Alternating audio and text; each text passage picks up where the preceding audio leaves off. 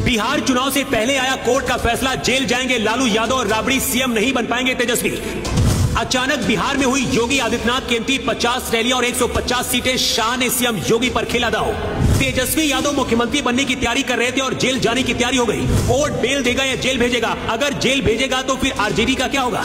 अदालत ने जिस मामले में लालू यादव, राबड़ी देवी और तेजस्वी यादव पर एक और मुकदमा चलाने का आदेश दिया है, वो मामला क्या है? उससे पहले आपको बताते हैं कि आखिर क्यों बिहार में योगी की डिमांड होने लगी है और योगी आदित्यनाथ को बिहार में सबसे बड़ा स्टार प्रचारक बनाकर भेजा जा रहा है। डिप्टी सीएम केशव मौर्य को पहले बिहार चुनाव का सह प्रभारी बनाया गया है। बीजेपी गैर यादव पिछड़ी जातियों में मजबूत पैठ के साथ साथ अपर कास्ट को साधने की रणनीति पर काम कर रही है। रवि किशन, मनोज तिवारी से लेकर निरहुआ तक बीजेपी के बड़े चेहरे हैं जो बिहार से आते हैं और इन्हें बिहार में इस बार बीजेपी उतार रही है। लेकिन सबसे बड़े स्टार प्रचारक बिहार में योगी आदित्यनाथ होंगे, क्योंकि जातिगत राजनीति कितनी भी बड़ी हो, इस वक्त के जैसे हालात हैं, योगी आदित्यनाथ ऐसे शख्स हैं जो हिंदुओं की एक करने की ताकत रखते हैं। योगी के भाषणों में इतना दम है कि लोग अपनी जाति भूलकर बीजेपी और हिंदुत्व के नाम पर वोट करते हैं। योगी आदित्यनाथ 50 से ज्यादा रैलियां बिहार में करने जा रहे हैं। नॉर्थ से लेकर साउथ तक बीजेपी योगी आदित्यनाथ को हर चुनाव में भेज रही है। लेकिन यूपी से लगते बिहार की राजनीति में योगी की एंट्री क्यों जरूरी है और कैसे योगी आदित्यनाथ बिहार चुनाव का रुख बदलने की ताकत रखते हैं, इसे आपको समझाने की कोशिश करते हैं। 2020 में जब बिहार चुनाव हुआ था, उस वक्त योगी आदित्यनाथ को सीएम की कुर्सी पर बैठे हुए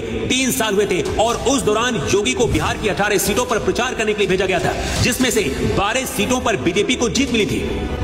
इसका मतलब यह है कि योगी का स्ट्राइक रेट तब 67% था। पिछले साल चुनाव में हरियाणा में विधानसभा चुनाव हुआ था, वहां पर उनका स्ट्राइक रेट 64% से ज्यादा था, जबकि उसी के साथ महाराष्ट्र में चुनाव हुआ जहां पर योगी का स्ट्राइक रेट करीब 95% से ज्यादा था। मतलब योगी ने जहां जहां जो कहा उस पर लोगों को विश्वास हुआ।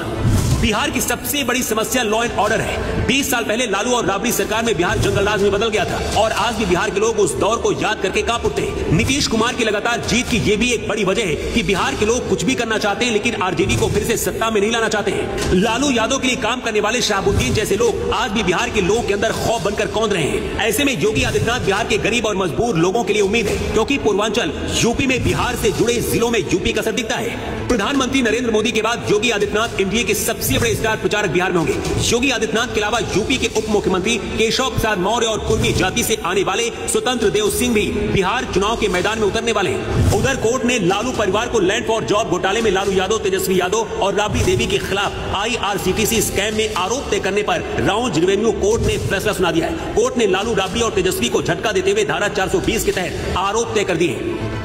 प्रिवेंशन ऑफ करप्शन एक्ट की धारा 420 और आईपीसी की धारा 120B के तहत अब लालू यादव, राबड़ी देवी और तेजस्वी यादव पर मुकदमा चलेगा। सीबीआई ने कोर्ट में सबूत पेश किया है कि किस तरह लालू यादव ने रेल मंत्री रहते हुए लैंड फॉर जॉब घोटालों को अंजाम दिया। अब तक आरोप साबित नहीं हुए। ऐसे में अब लालू यादव और उनका परिवार अदालत में अपना पक्ष रखेगा। इस मामले में लालू यादव, राबड़ी देवी और तेजस्वी यादव सहित 7 लोगों पर आरोप तय हुए। चुनाव के दौरान अगर आरोप तय हो जाते हैं तो जेल भी भेजा जा सकता है। कोर्ट के इस फैसले की वजह से आरजेडी को इसका नुकसान जरूर होगा, क्योंकि जनता के बीच ये राय बनेगी कि जो खुद करप्शन में लिप्त है, जिसने जमीन के बदले नौकरियां बांटने के घोटाले में शामिल है, क्या वो बिहार के मुख्यमंत्री बनने के लायक है? वैसे बीजेपी इस बार पूरी तैयारी के साथ उतर रही है और योगी आदित्यनाथ को बिहार के चुनाव में बीजेपी ने उतार दिया है। करीब 50 सीटों पर रैली करके 150 सीटों को योगी टारगेट करेंगे। लेकिन क्या आपको लगता है कि हरियाणा, महाराष्ट्र वाला कारनामा योगी आदित्यनाथ बिहार में भी दिखा पाएंगे? अपनी राय आप कमेंट बॉक्स पर लिखकर जरूर दें।